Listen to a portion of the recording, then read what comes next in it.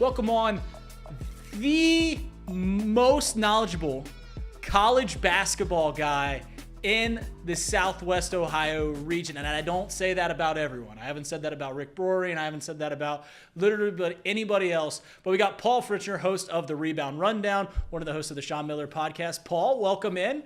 It's been a long time, but it's good to Fellas, see you. Fellas, it's great to see you. What's going on, guys? What's going on? It's you seem in a chipper mood, and rightfully so, because your Xavier Musketeers are playing good basketball at the right time. So I see the odds. Obviously, I follow you on Twitter. What is your percentages on Xavier making the NCAA tournament? What is your? They got to win tomorrow. Yeah, they got to win tomorrow. They got to beat Providence. They got to. I don't want to say they have to beat Marquette next week in the Big East tournament, but I would say if you beat Marquette and the NCAA Tournament Selection Committee decides to leave out a Big East team that won 22 games overall and 14 Big East games overall, that'd be a real tough sell for me to say that team isn't going to make it into the tournament. I understand the quads look a little funky. They only have the one quad one win. I get that, but that's like the fourth most important thing that the committee looks at. I just have a hard time believing that this team would get left out. The one reason I do get a little nervous is just looking at how all these conference tournaments are set up. I think there are going to be a lot of bid stealers this year. If you get up like last year, there were 5. If you get up towards that 5 number and you're not safely in going into next week already, we just don't know where Xavier sits, right? We could sit here and try and predict all day long, but I would like to think that Xavier is in if they win tomorrow and that they don't have to do any work next week. But with the committee, it's such a crapshoot, Reed. You never know. Yeah, I was going to say, if they beat Providence, they take care and beat Providence at home tomorrow, and there's 2-3 bid stealers, say, not an exuberant amount, would you say Xavier's in? Regardless of what happens at Madison Square Garden?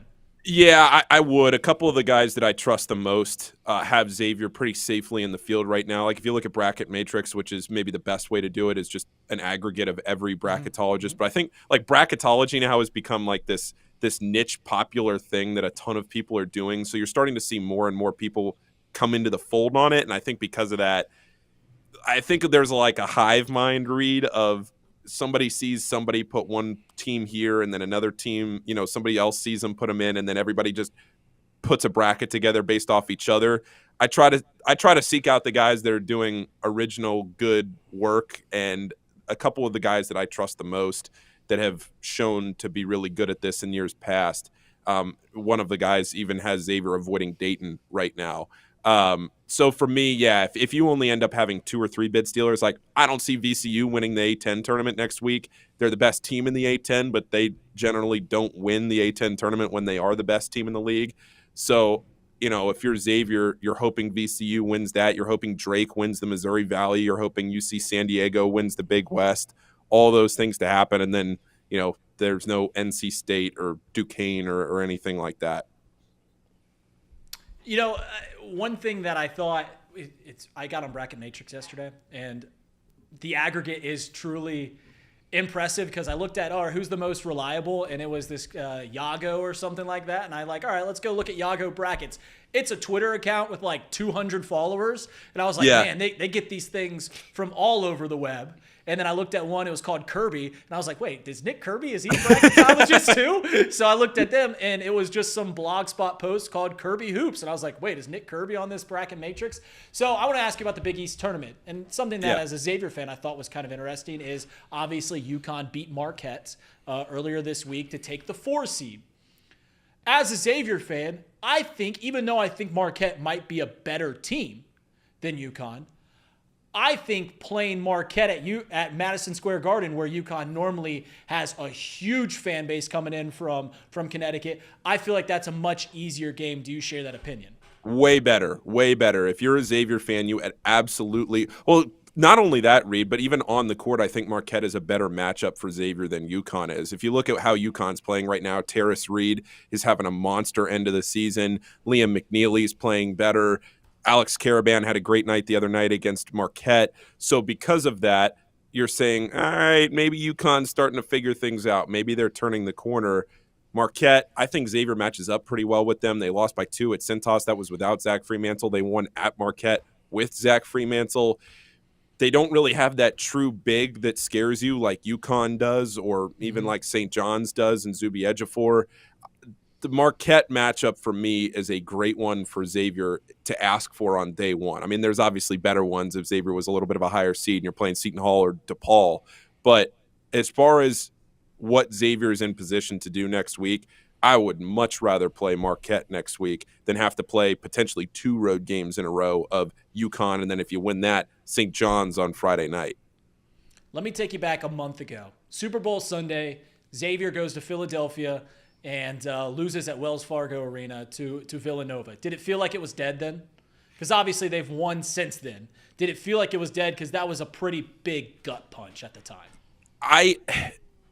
I didn't want to say I don't want to say that the season was dead necessarily, because what it felt like was this almost insurmountable task to know that you had to win out. Right at that point, like after they lost at Creighton, I felt pretty confident in believing that this team needed to go 9-0 to feel comfortably in the tournament.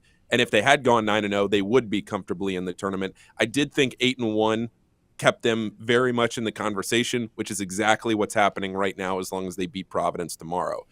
So when I saw Xavier lose to Villanova that day and the way that they lost, where it was just a lackluster performance, didn't have a ton of effort, not much energy in the crowd because everybody was across the street celebrating for the Super Bowl that night, it just felt weird. And it felt like, can this team, even though they're playing the bottom of the Big East, even though the rest of their schedule, their last 7 games outside of Creighton are all winnable games, can they actually just put together 7 straight winning performances? And since that Villanova game, they're playing as the 10th best team in the country. So because of that, you would say, hindsight's 2020.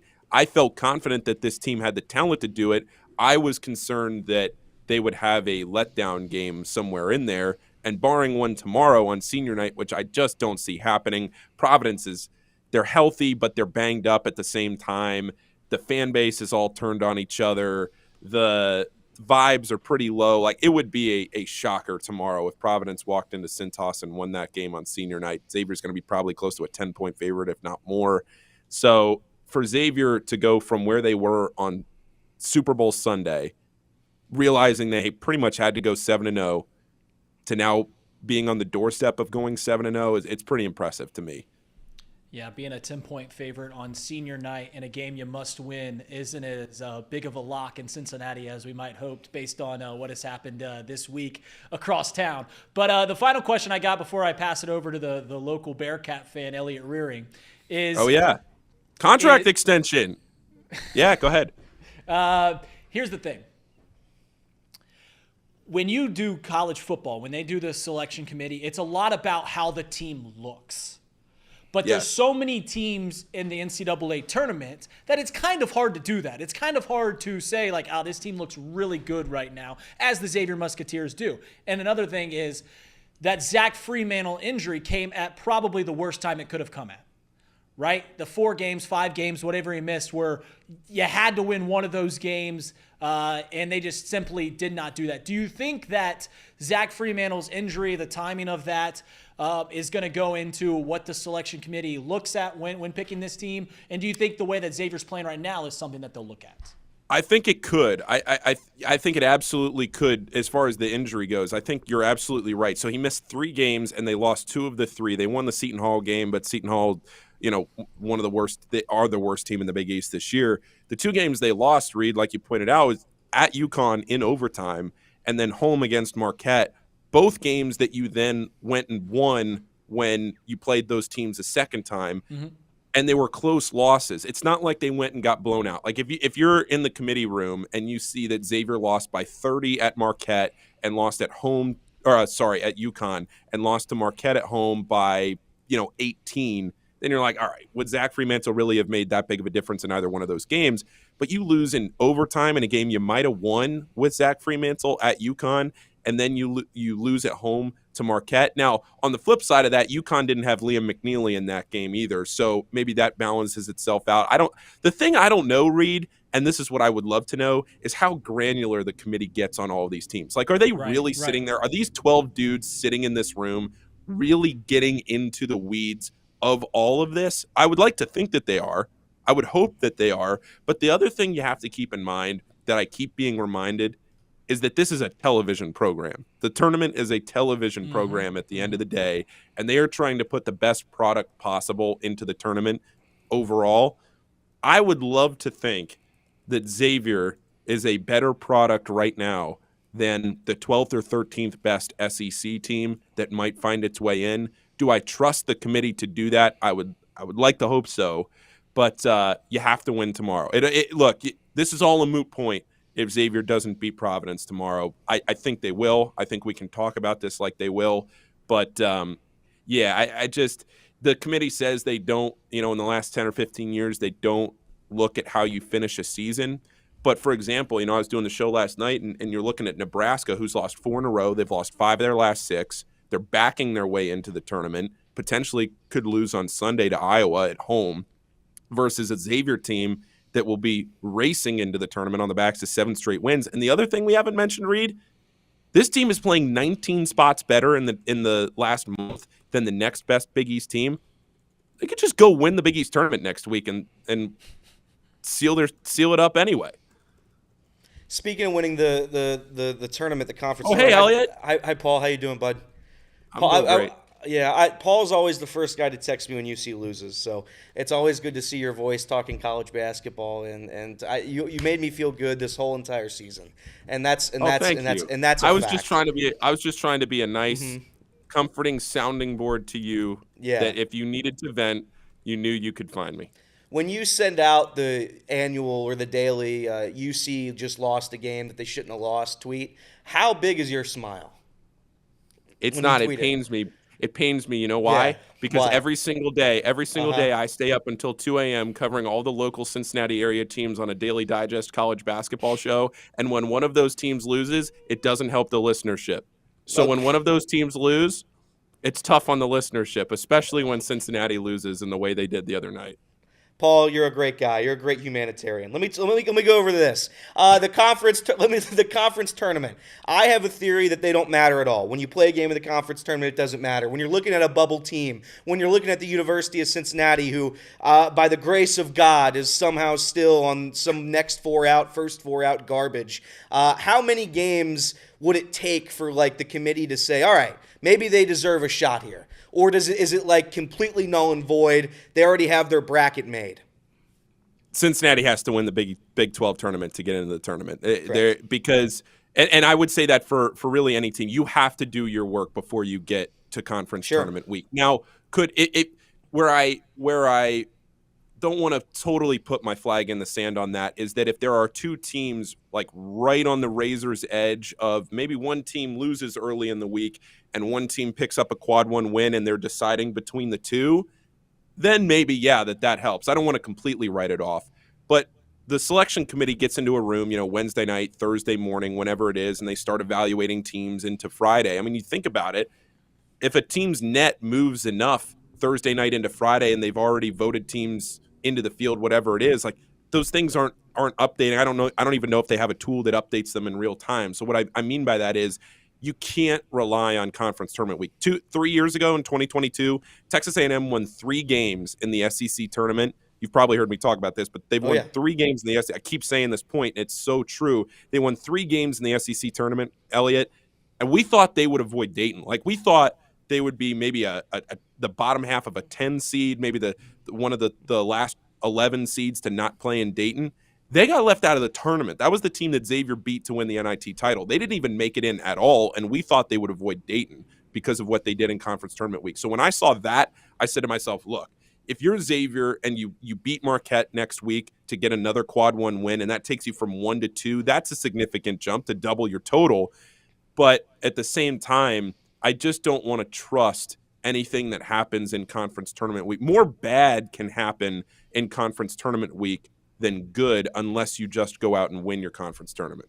Is this the worst year, maybe not the worst, but one of the worst years in recent memory where the bubble just feels like it's completely uncompetitive? Like there's no shining stars. I know Xavier's in the bubble, so we'll excuse Xavier out of this conversation. But it seems like the bubble this year is drastically underwhelming. Oklahoma's still in that conversation. Arkansas, a team that I don't think's played very well this year, still very much in the conversation of making the tournament in the field as of now. Do you think it's bad, or do you think it's just our reaction?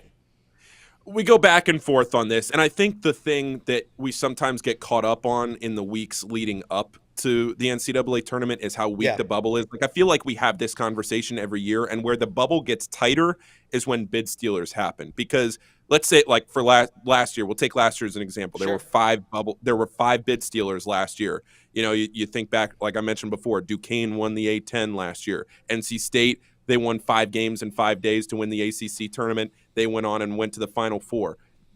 You could go on and on. My point is, when 5 bad teams are on the bubble that then get knocked out, you start to see 10 seeds slide down into those Dayton spots because other teams, get left out or whatever it might be. So right now you're looking at the bubble, and in bracket matrix, the bubble is VCU, Arkansas, Ohio State, Indiana, Oklahoma, Boise State, Nebraska, Xavier, and North Carolina.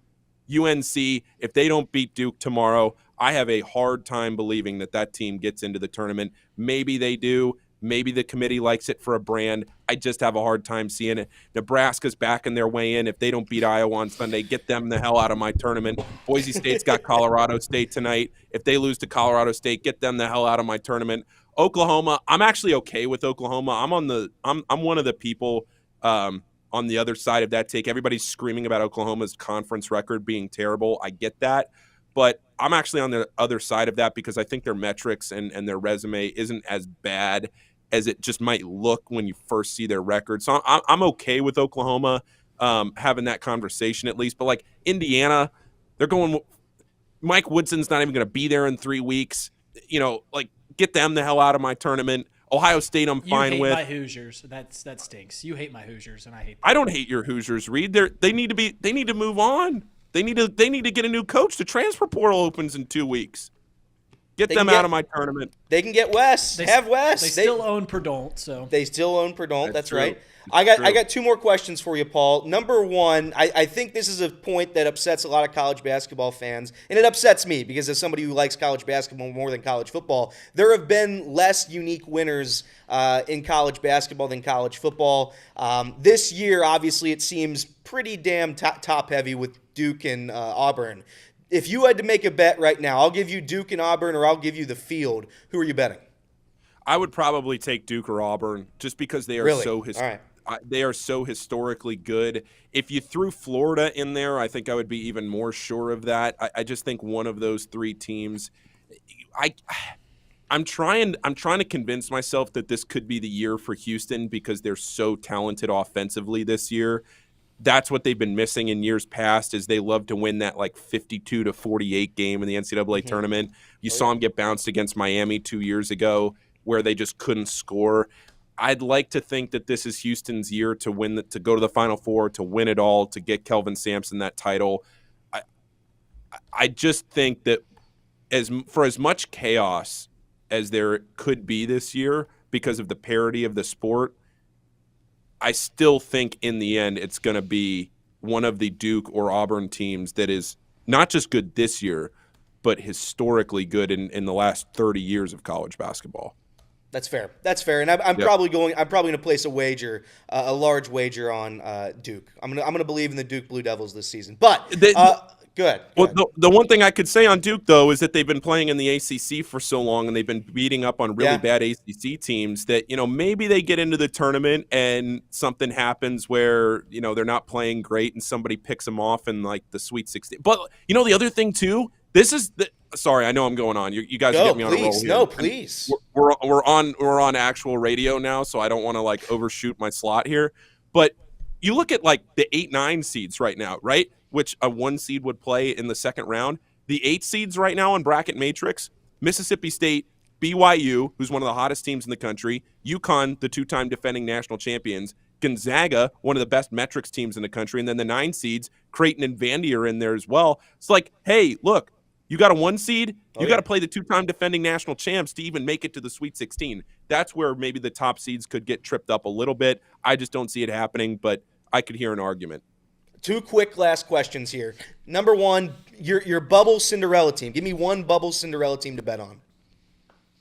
To make the turn, No. Just to go on a miracle Final Four run. Give me one team. Oh, like a George Mason or like a VCU. Yeah. Give me something. Okay. Give me something to bet on. I'll give you a couple. I'll give you one that's more. I'll give you one that's more mainstream. If you've been following college basketball, this is an easy answer. But if you're just picking up the sport, UC San Diego is a ton of fun.